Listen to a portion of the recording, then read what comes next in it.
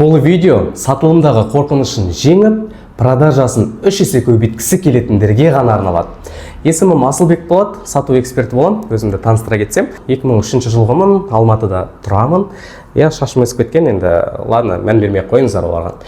Енді жалпы бұл видео кімдерге арналған? Бұл видео именно сата алмай жатқандарға арналған.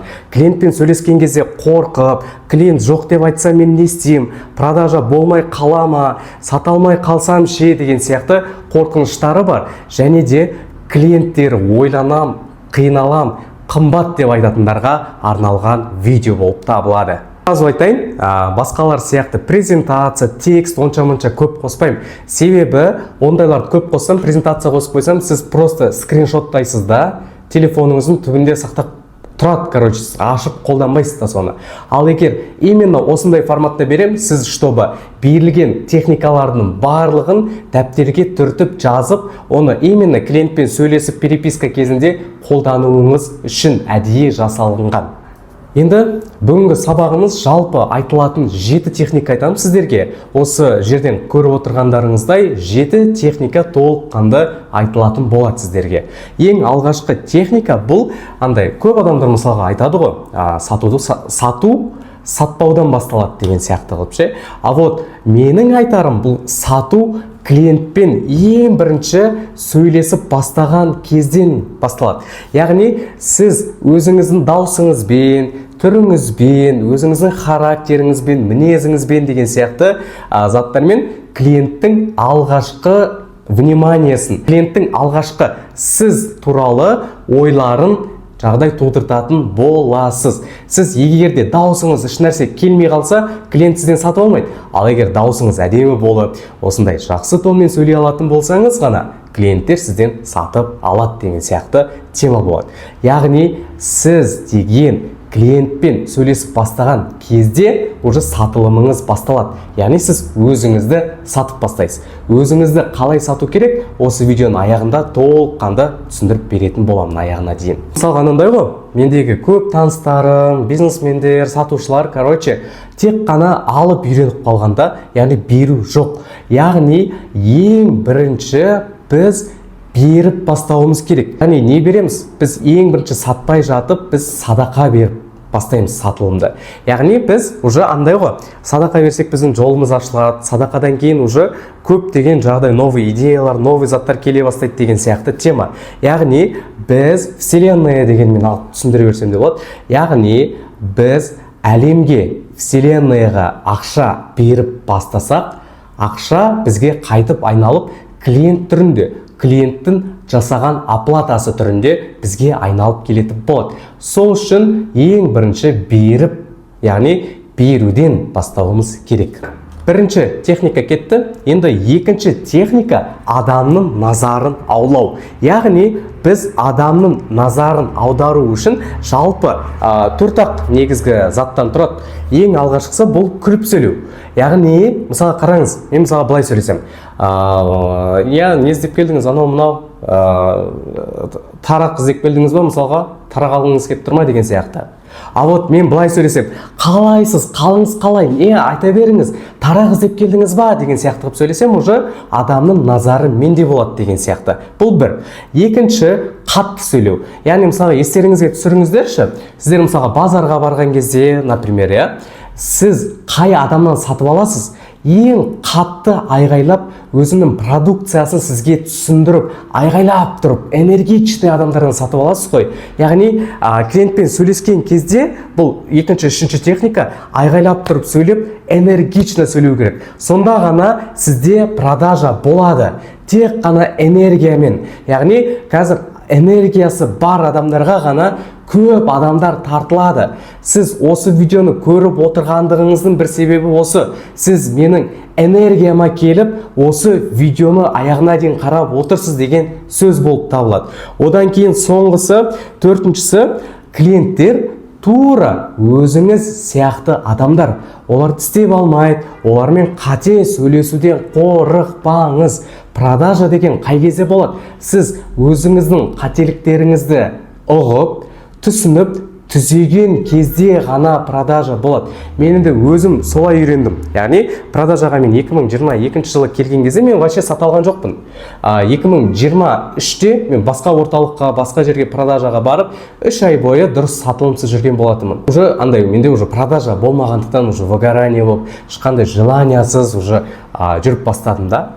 Яғни 3 айдан кейін ғана барып, маған ой келеді. Құдай маған ой жібереді да. Асылбек, жасаған жағдай, сөйлесіп жатқан қателіктеріңді жазып ал, анализ жаса деген сияқты ойлар жібереді. Яғни мен өз-өзіме анализ жасағаннан кейін барып, продажа менде 3 есе өсті. Яғни 2023 январь, февраль, март айларында мен примерно 500, 600, 700 мың касса жауып жүрсем, уже апрель айында 1.200.000-нан астам касса жасаған болатынмын. Осы техниканы қолдану арқылы ғана. Енді 5-шісіне келсек, ол сенімділік. Яғни өзіне сенімді адам ғана өзінің продуктысын клиентке сата алады. Сенімділіктің жалпы 4 түрі бар. Егер де үйренгіңіз келсе, осы видеоны аяғына дейін қараңыз. Енді бұл жаңағы бірінші техника мен екінші техника кетті, дәптеріңізге жазып алдыңыз деген ойдамын. Енді үшінші техникаға келсек, сіздер мысалға естіген шығарсыздар, миллион адамнан естіген шығарсыздар, клиентпен дос бол. Клиентпен дос бол, клиентпен дос бол деген сияқты сөздерді өте көп естуіңіз мүмкін. Енді клиентпен дос бол деген сөзді ғана мен айтып қоймаймын. Мен сізге қалай клиентпен дос болып сөйлесіп, оған сату керектігін түсіндіріп беремін. Яғни, мысалға, елестетіңізші, сіздің досыңыз бар, сіз ол досыңызды бала күніңізден, жағдай бұрыннан бері танисыз, короче, ол досыңызды. Ол досыңызға сіз не істейсіз? Жаныңыз ашып, максимально қамқор болып, тек қана бергіңіз келіп тұрады. Жаның ашып, бұдан бич деп жағдай аяп тұрасыз деген сияқты ғой.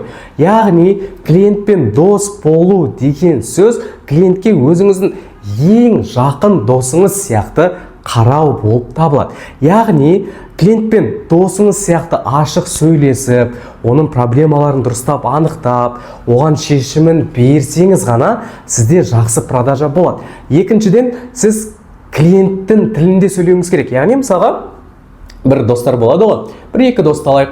Ол екі достың сөйлескенін сол екеуі ғана түсінеді. Үшінші адам, сырттағы адам оны түсінбейді деген сияқты.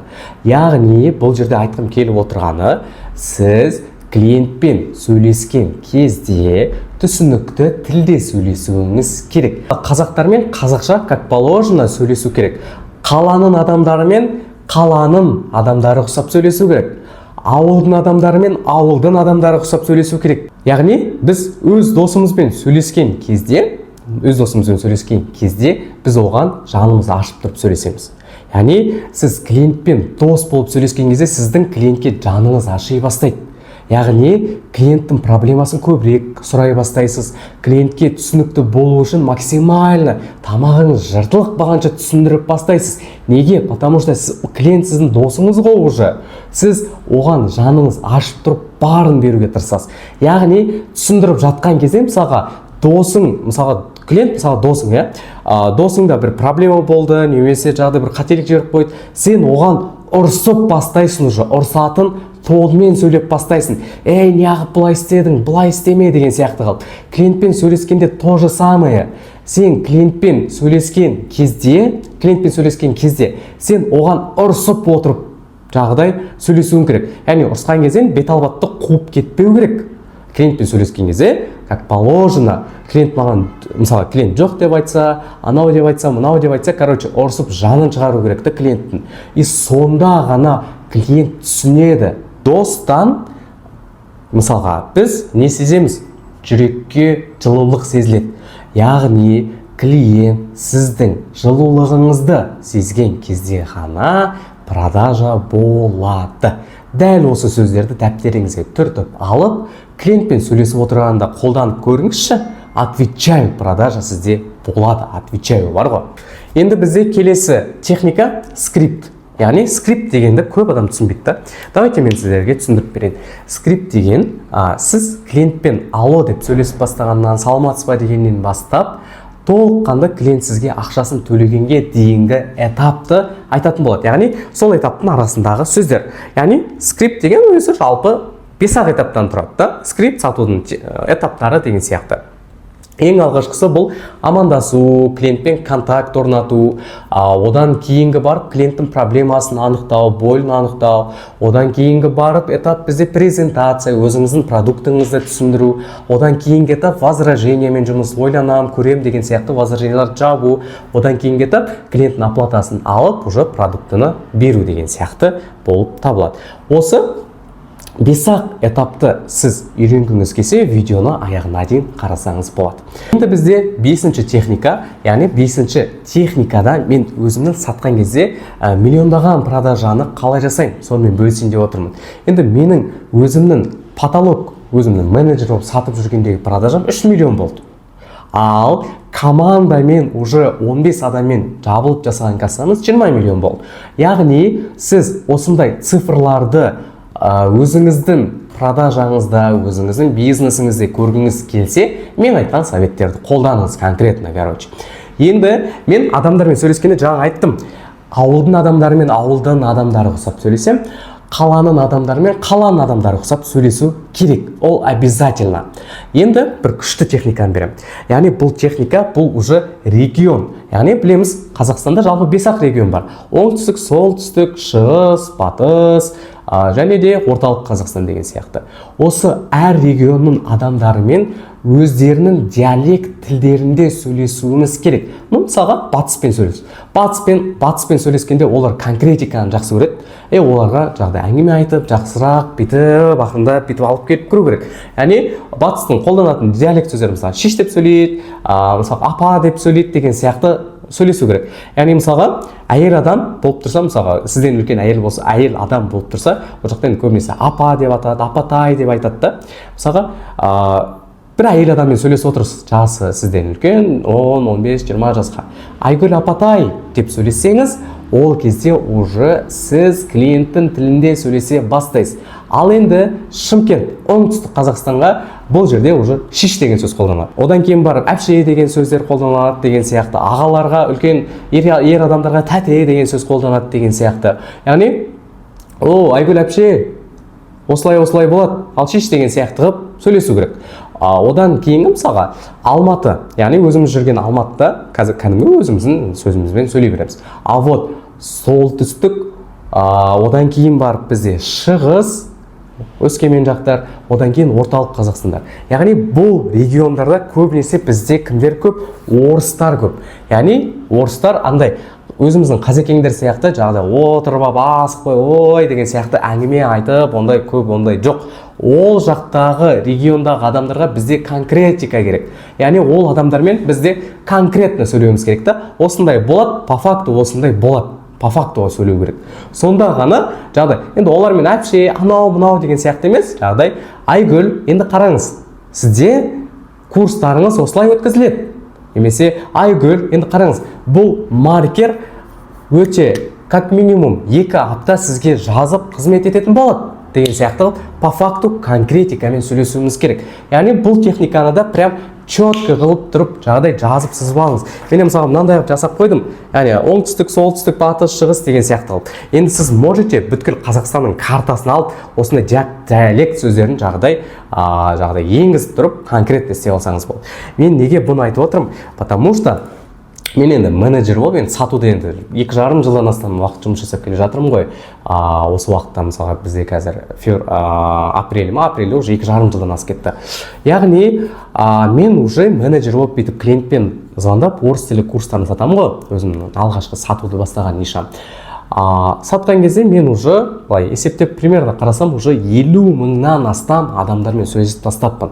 Прикиньте, 50 мың адам 2,5 жылдың ішінде. Представьте. Ал енді қараңыз, мен бұл техникаларды беріп отырғаным сол 50 мың адаммен сөйлесіп, әрқайсыларының, немесе енді әрқайсының қанша зарплата алатындарын, семейный обстоятельства қалай тұрады, өмір салты қалай, келін, ене, муж, анау барлығын жатқа білем. Потому что мен 50 000 адаммен сөйлесіп, олармен достасып тұрып, конкретно, үйреніп алған болатынмын. Сіз де үйренгіңіз келсе, видеоны аяғына дейін көрсеңіз болады. Енді сіздер ойлайтын шығарсыздар, мынау Асылбек деген қалай уверенно сөйлейді, қалай дауысы четко шығады, дауысы қалай әдемі шығады деп. Мен бұның барлығын 2,5 жылдың ішінде үйрендім өзім. Ал енді бұл андай ғой, басында мен сатуға келген кезде мен вообще сата алмайтынмын, мен ұялшақ болатынмын. Мен осы жерге қазір фотоларды, видеоларды болып жатса көрсем, мектеп кезінде мен андай өте қатты ұялшақ адам болатынмын. Одан кейін барып универге келіп, қалаға келіп, қалай сатуға кірдім, солай уже ұят деген теманы алып тастадым. Неге? Осыған бір күшті бір техника айтайын. Бұл техника жаңағыдай бонусқа деп қосып жібере салайын от себя. Бұл планда жоқ болған техника, Не үшін біз ұяламыз? Не үшін біз қорқамыз? Бір техниканы айтып кетейін.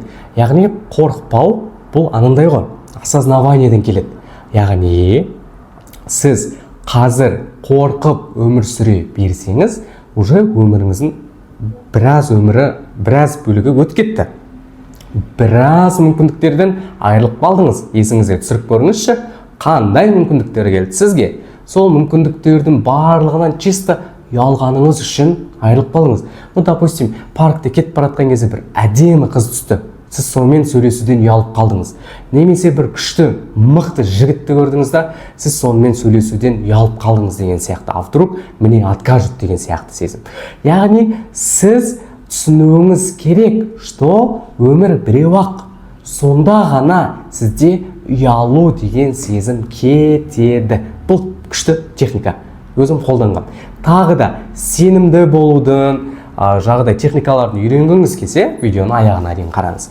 Енді жалпы 6-шы техника бұл уже сіз клиентпен переписка жасап, сөйлесіп отырған кезде, видеозвонокпен сөйлесіп отырған кезде қолданылатын техника. Яғни бұл техника бізде 7 я деп аталады.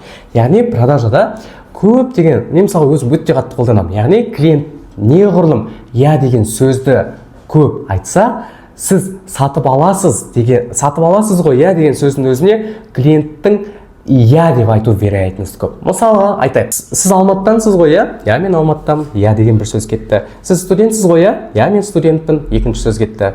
Сізде iPhone бар ғой я менде iPhone бар, үшінші сөз кетті, үшінші я кетті. Сізде қызығасыз ғой осы продуктыға, қызығам. Сізде ақшаңыз бар ғой сатып алатын, бар деген сияқты. Яғни клиент неғұрлым я дегенді көп айта берсе, соғұрлым продажада я деп айтып жүреді. Яғни бұл жерде тағы бір техника беріп жіберейін. Клиенттен сіз сатып алатын болдыңыз ба, қалай жасайсыз деген теманы, деген сұрақты вообще қоймаймыз. Оның енді жалпы клиентке қоюға болатын сұрақтар үшеу болады. Жалпы мен өзім зерттеуім бойынша. Ең алғашқысы бұл бізде жағдай, сіз аласыз ба, қалай жасайтын болдыңыз. Екіншісі, аласыз ғой, алыңыз, сіз алыңыз. Үшіншісі, ең приятный, өзім қатты қолданамын осыны. Аласыз ғой, Яғни, үш қойылған сұрақта менің эмоциям үш түрлі болды. Яғни алғашқысында, андай, неге, ешнәрсе желание жоқ, просто так аласыз ба, қоясыз ба деген сияқты сұрап отырмын. Екіншісі, адамды уже қинап, аласыз, алыңыз деген сияқты сөздерді қойып отырмын. Үшіншісі, бұл позитивный, яғни күліп сөйлеп тұрмын да мен, аласыз ғой, деген сияқты алып. Жалпы түсінікті бола алдым деп ойлаймын. Ал енді сіз нақты сата аласыз ба, сата алмайсыз ба, соны анықтауға арналған сұрақтарды қояйын. Ал енді қараңызшы, сіз 10 клиенттің нешеуіне сатасыз? Егер 10 клиенттің біреуіне не болмайатса, ешкімге сатпасаңыз, сізде вообще сата алмайсыз деген сөз. Ал егер 10 клиенттің 5-еуіне, 6-ауына сатсаңыз, сізде өте жақсы сатасыз деген сөз. Екіншісі, клиентпен амандасқанда қалай амандасасыз? Саламатсыз ба деп амандассаңыз, сіз сата алмайсыз деген сөз. Қалайсыз, Айгүл, қал жағдайыңыз қалай деп амандассаңыз, сата аласыз деген сөз. Үшінші сұрақ, клиент сізден сатып алмай қалған кезде уайымдайсыз ба, ұяласыз ба, қорқасыз ба? Менде мынандай тағы да сата алмай қалсам ше деген қорқыныш бола ма? Сізде қорқыныш болса сата алмайсыз деген сөз. Егер ешқандай қорқыныш жоқ, болса сата аласыз деген сөз. Енді сұрақ, сіз клиентке сата алмай қалған кезде қандай сезімде боласыз? Яғни мен өзімнің басымнан өткендерді айтып кетсем, мен клиентке сата алмай қалған кезде мен жынданатынмын. Блин, мен мынаумен 1 сағат отырып сөйлестім, сата алмай қалдым, ё-майо деп. Одан кейін барып андай уже қорқыныш бар болады. А вдруг мен мынаған сата алмай қалам деген сияқты. Сізде де осындай жағдай сезімдер болса, яғни сіз дұрыс видеоны, дұрыс сабақтарды қарап отырсыз деген сөз. Жалпы клиенттен еститін самый мен жек көретін сөзім ойланам, қымбат, ақылдасып алайын, өзім жазам деген сияқты сөздер. Сізде де сондай ма? Яғни бұл сезімдердің барлығын шешуге болады. Енді қараңыз, мен не үшін айтып отырмын? Сіз мойындауыңыз керек, что сізде осындай проблемалардың бар екендігін мойындауыңыз керек. Мойындаған кезде ғана проблемалардың шешімі ақырындап шыға бастайды. Мойындағаннан кейін сізде уже осознавание келеді. Мен тупоймын ғой, мен мынаны білмей тұрмын, давай үйреніп алайын деген сияқты. Яғни білім іздей бастайсыз. Одан кейін барып тоқтамай әрекет ету болады. Яғни ұра бересіз ғой, жұмысты. Яғни сізде қазір не бар? Сізде қазір уже мойындап қойдыңыз, что өзіңіздің сата алмай жатқаныңызды. Екінші, сізде хотя бы сәл де болсын әрекет бар. Сіз клиентпен сөйлесіп жатсыз, сізде бизнесіңіз бар, сіз сатушысыз деген сияқты. Енді сіз сата алмай жатырмын деген проблеманың шешімі соңғы қалған. Ол не? Дұрыс таптыңыз, ол білім алу. Яғни менің сізге ұсынатын бір ұсынысым бар. Яғни курстар бар менде, мынау 6 техника бітті, 7 техниканы осыдан кейін айтамын. Яғни мендегі 2 курс бар, ақша табудың сыры, яғни сенім арқылы сату. Яғни сатқан кезде қалай сенімді болу керек? Алдында айтып өткен сенімділіктің 4 түрі. Яғни сол сенімділіктің 4 түрін үйренсеңіз, сізде уже жақсы сатып бастайсыз. Екіншісі сату с нуля, скрипт қалай құрамыз деген курс. 2 курс. Елестетіңізші, сізде сатуды үйреніп алғаннан кейін продажаңыз 2-3 есе өскен, ақшадан қиналмай, еш нәрседен қиналмай, ата-анаңызды, бауырларыңызды, бала-шағаңызды смело қиналмай қуантып жүрсіз. Қалтаңызда ақша деген толып тұр. 300 мың теңге жасап жүрсеңіз, 1 миллион жасап жүрсіз, 1 миллион жасап жүрсеңіз, 3 миллион жасап жүрсіз, 3 миллион жасап жүрсеңіз, 9 жасап жүрсеңіз, 20 миллион деген сияқты жасап жүрсіз. Ойлаңызшы, ал енді осындай результатқа жету үшін жеткізе алатын по факту менде курс бар. Яғни енді ол курстарды түсіндіре кетейін.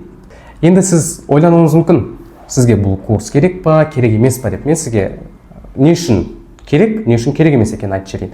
Егер сіздің айлық оборотыңыз 20 миллионнан артық болса, бұл курс сізге қатты қажет емес. Ал егер сіздің айлық оборотыңыз оған дейінгі болса, сізге обязательно керек. Яғни мен нөлден бастап осындай сенімді жақсы сата алатын деңгейге қалай жеттім, соны сіздерге бөлісіп, өзімнің білімдерімен сізге толық түсіндіріп өтетін боламын. Яғни енді анандай ғой, бұл білімнің барлығы менікі емес, бұл білімнің барлығын маған Құдай берді. Сол себепті маған берілген зат сізге де береді Құдай деген. Так что сіздің қолыңыздан келеді. Жаңа айтып өткен 2 курсым, біріншісі ақша табудың сыры, сенім арқылы сату. Яғни бұл жалпы осы 4 сабақтан тұрады. Осы 4 сабақтың ішінде мен қалай сенімді болдым, мен қалай қымбат бағаны смело айтам, 500 мың, миллион деп. Мен қалай қорқынышымды жеңдім, қалай мен сатуға деген желаниямды арттырдым, қалай клиенттердің тілінде сөйлеп үйрендім. Соның барлығы түсіндірілетін болады. Яғни бұл курстың бағасы 15 мың теңге, екінші курстың бағасы да 15 мың теңге тұрады. Бірақ екеуін бірге алсаңыз, бағасы 2 курсқа 20 мың теңге болады. Яғни бұл бірінші курс. Екінші курс бізде сату с нуля. Яғни сату с нуля. Оның ішіне сатудың 5 этабы, скрипт құрастыру, клиенттердің түрлері кіреді. Яғни қай клиент сатып алады, қай клиент сатып алмайды. Яғни целевой аудиторияны дұрыстап анықтап алуды үйренетін боласыз. Одан кейін барып қымбат, ойланам, көрем, бүйтем, сөйтем дейтін возраженияларды қалай жабу керектігін үйренетін боласыз. Енді жалпы осы жерде көріп отырғандарыңыздай мен сіздерге қалай ақпарат айтып отырмын, осы видеоны қалай түсіріп отырмын, бұл курста тура то же самое жүреді. Сіз скриншоттап ұмытып кетпес үшін арнайы мен көп презентация, анау көп қоспаймын, чтобы сіз құлақпен тыңдап, соны дәптерге жазып, соны клиентке қолдануыңыз үшін түсінікті бола алдым деген ойдамын. Яғни 20 000 теңге төлеу арқылы осы сабақтарды оқып алсаңыз, сізде уже продажаңыз как минимум 2-3 есе өседі. Енді елестетіңізші, сізде қазір продажаңыз өскен, 300 000 тауып жүрсеңіз 1 миллион тауып жүрсіз, 1 миллион тауып жүрсеңіз 3 миллион, 5 миллион тауып жүрсіз. Состоянияңыз қандай болады? Сізде мүмкін пайда болады чувство комфорта, потому что ақша сізге жеткілікті. Өзіңізге жетіп жатыр, ақшадан ешқандай қиналмайсыз, қорқыныш кетіп қалған, одан кейін барып сенімдісіз өзіңізге, мысалға өзіңізді камераға түсіруден қорықпайсыз, үлкен публикаға выступать етіп сөйлеуден қорықпайсыз деген сияқты. Сол үшін сізге арналған именно осындай форматтағы душевно отырып өзімнің түсіндіріп айтқан сабақтарым. Оның ішінде мен жыладым, ол курстың ішінде мен күлдім, барлық эмоцияларымды шығарып тұрып, сізге түсінікті болуы үшін сол видео сабақтарды әдемілеп тұрып жасаған болатынмын. Жалпы реквизиттер міне тұр. Осы номерге аударасыз. Осы номерге Халық банктен, Каспий банктен, басқа банктерге осы реквизиттерге перевод жасасаңыз болады. Және де чегін маған осы WhatsApp-тағы 2 номерге жібересіз. Көрініп тұр ма, көрініп тұрған жоқ па? Осы 2 номерге жібере саласыз чегін, курс деп. И сол чекті жібергеннен кейін сізге Құдай қаласа полностью видео сабақтардың достығын беретін боламын. Жалпы 11 видео сабақтың. Сонда сіз тағы да айтам, қайталап айтам, не қаласыз? Сатуды үйренесіз. Мен қалай өзіме сенімді болдым, тура сол техникаларды сіздермен бөлісемін. Дикцияңыздың өзгеруін қалай дауысты өзгерту керек. Яғни мен мысалға клиентпен мен түсіндірген кезде, мен не қылған кезде, мен адамдармен сөйлескен кезде осындай дауыспен сөйлесем. Вот мен клиенттермен сөйлескен кезде, алло, саламатсыз ба, қалыңыз қалай? Сізге орыс тілі бойынша байланысып тұр едім деген сияқты жақсы тембрлармен сөйлеймін. Яғни сол тембрларды жағдай қалай орнату керек, қалай жасау керек, сол техникаларды үйретемін. Одан кейін барып, ең главное сізге сенімділік сыйлайтын техникаларды беремін. Яғни сіз өзіңізге қалай сенімді боласыз, солай өміріңіз уже 180 градусқа өзгереді. Бұрынғы Асылбек пен қазіргі Асылбектің фотолары бар болса қойып қоямын. Разницасын көрсеңіздер болады. Бұрынғы Асылбек өте зажатый. Басқа адамдар не деп айтады? Мені жамандай ма? Мен туралы ойламаса екен деген сияқты қорқыныштарды, короче, сындырып тастайсың ғой бұл сабақты көргеннен кейін. Енді жалпы 20 000 теңге перевод жасайсыз. Курсты сізге толық ашып беремін. Сіздерге еще бонус. Именно осы курсты 24 сағаттың ішінде сатып алғандарға мен өзім арнайы чат ашып куратор боламын. Яғни сіз маған группаға жібересіз. Мына клиент ойланам деп айтты. Асеге, мен қалай ответ берсем болады деп. Мен соны қалай ответ беру керектігін сізге түсіндіріп демеп жіберем деген сияқты болады. Жалпы осылай. Енді курс туралы түсінікті болса, 20 000 теңге перевод жасап, осы номерлерге жібере салыңыз. Мен 2 номерім бар, сол 2 номерге жіберсеңіз, доступты ашып бере саламын. Без проблем, қатты қиындық тудырмайды. 20 000 теңге тұрады. Енді жетінші техника бұл сыртты қарау. Яғни басқа адамдар қалай сатып жатыр. Сіз аласыз да, жазып алдым техниканы сразу айтамын. Сіз аласыз да, басқа компанияларға номер қалдырып көресіз. Мыналар қалай сатып жатыр, мыналар не істеп жатыр жалпы деген сияқты. Олардың сөйлескендерін желательно диктофонға жазып аласыз. Диктофонға жазып, короче, тыңдайсыз соны. Тыңдағанда сізде уже насмотренность пайда бола бастайды. Мысалға, сізге клиенттер қалай айтады? Ойланам дей ма? Сізде жағы номер қалдырған компанияңызға менеджер звондайды ғой сізге, немесе WhatsApp-тан жазады. Соларға жағдай информация алып, ойланам деп айтып көріңіз. ол сізді возражениеңізді қалай шешеді деген сияқты. Екіншіден, сіз офлайн продажа жасаңыз, базарда немесе бір өзіңіздің точкаңыз бар болса сататын, басқа жерлердің консультанттарынан жағдай пример алып көрсеңіз болады. Бір киім магазиніне кіресіз, киім магазиннен кейін консультанттар қалай сізге обращение жасайды. Егер жақсы обращение жасаса, сіз оны дәптерге бір жерге түртіп аласыз. Яғни, оны түртіп алғаннан кейін сізде уже жақсы заттарын енгізе бастайсыз. Өзіңіздің продажаңызға, продуктыңызға деген сияқты. Жалпы осылай. Яғни тағы да айтамын, бұл уже 7-ші техника насмотренность деп аталады. Жан-жақтан кино көріңіз, ютубта неше түрлі сабақтар, мен сабақ курсымды оқыңыз, неше түрлі жағдай менен консультация алыңыз, наставничество алыңыз деген сияқты. Жан-жақтан, сіз жан-жақтан көруіңіз керек. Мынау не істеп жатыр, анау не істеп жатыр деген сияқты барлығын көріп білуіңіз керек. Бұл курс сонда клиенттеріңіз игнор жасаса, соған арналады. Есіңізге түсіріп қойыңызшы, сіз бағасын айтасыз, затыңыздың 10 мың, 20 мың деп. Клиентіңіз игнор жасайды. Сұрақ белгісін жібересіз, ответ бермейді, чысқа салып тастайды деген сияқты. Бұл не үшін болады? Бұл курста айтылады.